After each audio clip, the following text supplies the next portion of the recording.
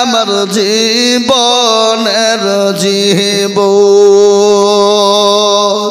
আপনি রহমতুল লিল আলামিন আপনি উম্মতের জামিন আপনি হইলেন গুনাহগার উম্মতের আপনজন আল্লাহর নবী মায়া নবী গো আপনি নবী আমার জীবনের জীবন দেখিয়া আপনার মজেজা ভাগবতী হইলেন খাদিজা দেখিয়া আপনার মজেজা ভাগবতী হইলেন খাদিজা সোফা দিলেন জীবন যৌবন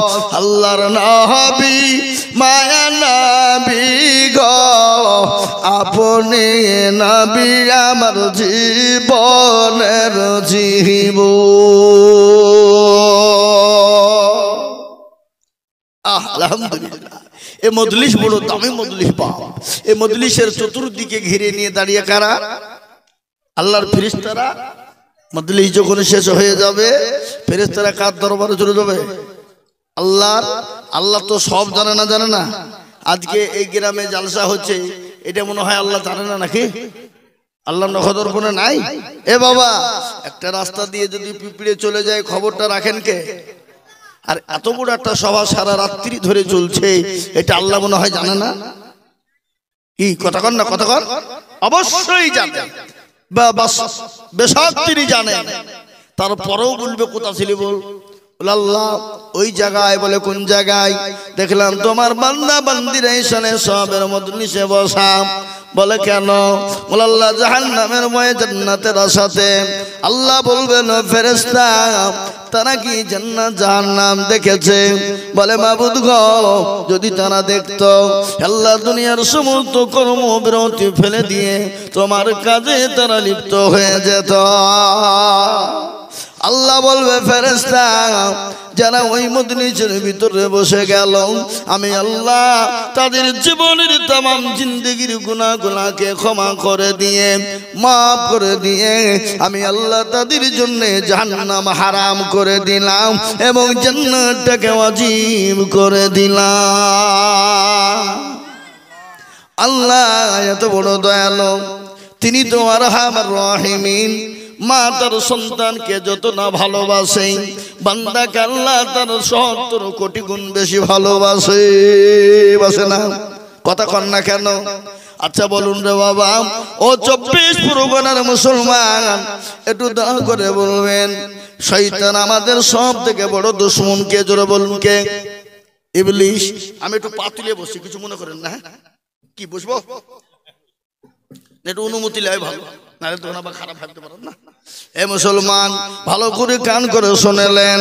আমাদের সব থেকে বড় দুশমন হলো ইবলিস আল্লাহকে বলে আল্লাহ আমাকে তুমি ইবলিস বানালে আমাকে যখন তুমি ইবলিস বানিয়ে দিয়েছো আমি তো ৯৫০ বছর তোমার রাজত্ব ইবাদত করেছিলাম আল্লাহ এমন কোন জায়গা ছিল না সে জায়গায় আমি সিজদা করিনি গো আল্লাহ আজকে তুমি একটা কারণে আমাকে শয়তান বানিয়ে দিলে কিন্তু মাবুদ গো শয়তান যখন বানিয়ে দিয়েছো আমাকে পৃথিবীর জমিনে ৩টে জিনিস তুমি দিবা আল্লাহ বলে শয়তান তুই আবার কি নিবি বলে আল্লাহ তুমি দিবা কিনা বলো বলে তুই আজকে আমার কাছে যা চাইবি আমি আল্লাহ তাই তোকে দিব বল কি নিবি বলে আল্লাহ কিয়ামত পর্যন্ত তুমি আমার মৃত্যু দিবা না আল্লাহ বলে যা তোকে দিলাম আর তুই কি নিবি বল বলে আল্লাহ আমি তোমার প্রতিটি বান্দা বান্দিকে জাহান্নামে নিয়ে যাব বলে যা তোকে পর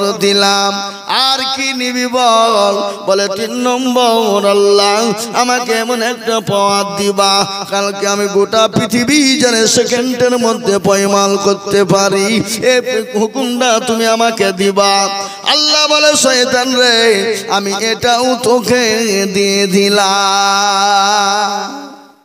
এবার আমি আপনাদেরকে প্রশ্ন করব, বলুন রে বাবা, এই মুহূর্তে শয়তান কোথায় আছে? আপনারা জানেন? কেউ জানে না, কিন্তু আমি বলতে পারবো কোন জায়গায় আছে। বলবো কি কি বলবো? আপনারা মনে মনে করছেন শয়তান বাজারে আছে নাকি?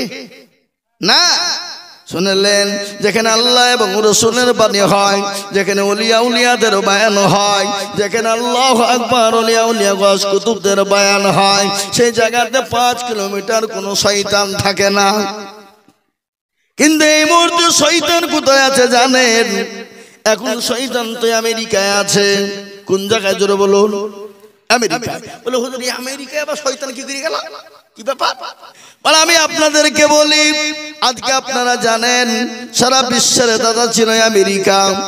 সারা বিশ্বের দাদা, সে নিজেকে বলেছিল আমি দাদা, আমার উপর দিয়ে কেউ নাই, গোটা ভারত গোটা পৃথিবীকে আমি তছনছ করে দিতে পারি।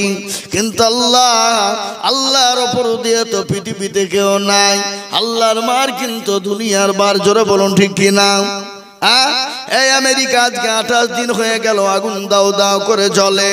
পৃথিবীর কোনো মেশিন নাই, পৃথিবীর কোনো ফায়ার ব্রিগেড নাই, পৃথিবীর কোনো হেলিকপ্টার নাই, সে পানি দিয়ে আগুনটাকে লিভিয়ে দিতে পারে। আজকে আমেরিকার মাটিতে, ক্যালিফোর্নিয়ার মাটিতে আল্লাহ আজ 28 দিন ধরে দাও দাও করে আগুন জ্বলে যায়। কোটি কোটি টাকার ডলার পড়ে গেল। আজকে শয়তান ওই জায়গায় কাজ করছে বাবা। কিন্তু আমি আপনাদেরকে বলি, ওই আমেরিকার প্রলোভনে পড়ে মুসলমানদের ওপর অত্যাচার হয়েছে না হয় নাই? কতক্ষণ আমেরিকা মাদক দিয়েছিল ইসরায়েলকে, কুলাঙ্গার জারদ সন্তান। সেই জারদ সন্তানের প্রলোভনে আজকে 47,000 ফিলিস্তিনের মুসলমান ধ্বংস হয়ে গেল। 47,000 ফিলিস্তিনের মুসলমানকে হত্যা করা হলো। 47,000 মুসলমানদেরকে শহীদ করে দেওয়া হলো। কিন্তু আল্লাহ মানুষকে ছাড় দেয়, কিন্তু ছেড়ে দেয় না। কিন্তু ওই ফিলিস্তিন আজকে 20 দিন হলো ওই ইসরায়েল কুলাঙ্গার জারদ সন্তান মুসলমানদের কাছে আত্মসমর্পণ করেছে। আত্মসমর্পণ করেছে। বলেছে ও মুসলমানেরা, আমরা তোমাদের কাছে মাথা নত করে দিলাম, আর তোমাদের সঙ্গে যুদ্ধ করব না। কিন্তু মুসলমানদের কত দিন, কত মন, কত ইজ্জত, তাদের বুকের পাটা কত। ফিলিস্তিনের মুসলমানরা বলে আমাদের 47,000 কারো মা চলে গেছে, কারো বাপ চলে গেছে, কারো ছেলে চলে গেছে, কারো মেয়ে চলে গেছে, তাতে আমাদের কোনো দুঃখ নাই, কোনো ব্যথা নাই। তারা তো আল্লাহর জান্নাতে তারা জায়গা পেয়ে গেছে। কিন্তু ও ইসরায়েল কুলাঙ্গার, তার হাত থেকে আজকে ফিলিস্তিনকে রক্ষা করেছি, মসজিদে আকসাকে রক্ষা করেছি। এটাই হলো আমাদের সব থেকে বড় বাহাদুরি।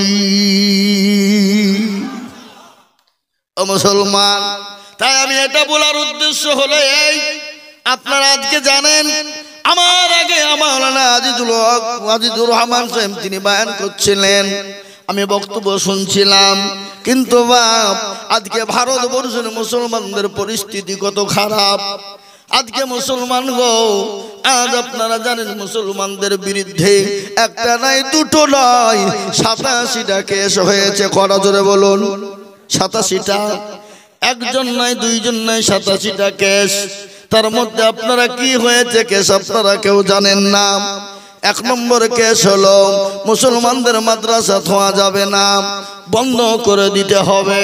2 নম্বর কেস হলো মুসলমানদেরকে ভারতে রাখা যাবে না, ভারত থেকে তাড়িয়ে দিতে হবে। 3 নম্বর হলো মুসলমানদের মসজিদকে ভেঙে দিতে হবে, মুসলমানদের মসজিদকে রাখা যাবে না। কিন্তু আমি আপনাদেরকে বলে দিই, সুপ্রিম কোর্টের যিনি জাজমেন্ট ছিলেন তিনি কিন্তু ঘোষণা দিয়ে বলেছেন পৃথিবীর কারো বাপের ক্ষমতা নাই মুসলমানদের মাদ্রাসা বন্ধ করে দিতে পারে। আল্লাহর তরফ থেকে ঘোষণা হয়ে গেল।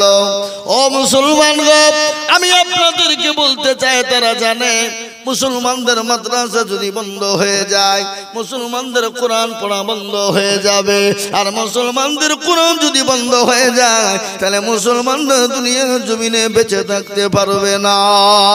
কিন্তু একটা ঘটনা আপনাদেরকে শোনায়, এখন মুসলমানরা কোরআনকে সেনার ভিতর ভরেছে না ভরে নাই? কথা বলেন। এইটা আপনার দেশ, একটা দেশ আছে পৃথিবীর জমিনে। ও মুসলমান, আপনারা সকলেই জানেন সেই দেশে মুসলমানদেরকে হত্যা করা হয়েছিল, আলেমদেরকে মেরে দেওয়া হয়েছিল, মাদ্রাসাকে বন্ধ করে দেওয়া হয়েছিল, কোরআনকে পুড়িয়ে দেওয়া হয়েছিল এবং বলা হয়েছিল কারো কাছে যদি একটা আরবির কোনো পৃষ্ঠা পাওয়া যায়, তাকে বিচারাধীনে নিয়ে এসে তাকে ফাঁসির মঞ্চে ঝোলানো হবে। সে দেশটার নাম কি? এ বাবা, রাশিয়া। কিন্তু শুনলেন পাকিস্তানের একজন ইঞ্জিনিয়ার দীর্ঘদিন পরে ওই রাশিয়ার জমিনে পা রাখলেন। তিনি মসজিদ খুঁজছেন, নামাজ পড়বেন, কিন্তু রাশিয়ার জমিনে একটাও মসজিদ খোলা ছিল না, সমস্ত মসজিদ গুলাকে বন্ধ করে দিয়েছিল। কিন্তু দুটো মসজিদ খোলা ছিল, কিন্তু ওই দুটো মসজিদে গরু ছাগল চড়ত, নামাজ পড়তে মুসলমানদেরকে দিত না। কিন্তু ওই পাকিস্তানের যিনি ইঞ্জিনিয়ারিং ছিলেন, ইঞ্জিনিয়ার সাহেব তিনি গেলেন, তিনি গিয়ে ওখানে ঝাড় দিয়ে তিনি নামাজ আদায় করলেন। নামাজ আদায় করার পরে দেখছে বাচ্চা ছেলেরা ঘুরে বেড়ায়, বাচ্চা ছেলেরা ঘুরে বেড়ায়। আল্লাহর কত বড় কুদরত! ও মুসলমান গো, ভালো করে শুনেলেন, কিন্তু সারা পৃথিবীর জমিনে মুসলমানকে রুখতে পারবে না? পারবে? কথা বলেন। মুসলমান তো কাউকে ভয় করে না, একমাত্র যদি ভয় করে তাকেই ভয় করে, তিনি হলেন আমাদের আল্লাহ। তিনি কে? জোরে বলুন। তিনি হলেন আল্লাহ। কিন্তু রাশিয়ার ছোট ছোট বাচ্চারা নামাজ পড়তে পারে না, কোরআন পড়তে পারে না। ওই ইঞ্জিনিয়ারকে নিয়ে যাওয়া হলো বাড়িতে বসতে দেওয়া হলো, খেতে দেওয়া হলো, পানি দেওয়া হলো। ইঞ্জিনিয়ার সাহেব তিনি বিস্তারিত সমস্ত ঘটনা শুনলেন, কিন্তু কেউ তো ভয়ে কোরআন পড়তে পারে না, কেউ তো কোরআন পড়তেও চায় না। কেন? তারা জানে আরবি যদি শুনতে পেয়ে যায় আমাদেরকে অ্যারেঞ্জ করে ফাঁসির মঞ্চে দিয়ে দেবে। ইঞ্জিনিয়ারিং ছিল হাফেজে কোরআন, আল্লাহর কত বড় কুদরত! ও ইঞ্জিনিয়ার তিনি কোরআন পড়তে বললেন, ও বাচ্চারা পড়ো, পড়তে পারে না। কেন? তারা তো ভুলে গেছে, পড়তে পারে না। আপনারাও বিভিন্ন জায়গা থেকে কোরআন শোনানো হয়, কিন্তু বাচ্চারা পড়তে পারে না। কিছুক্ষণ পরে ইঞ্জিনিয়ারিং পড়তে শুরু করে দিল। ছোট ছোট বাচ্চারা আল্লাহর কোরআন গট গট করে 30 পারা শুনিয়ে দিল।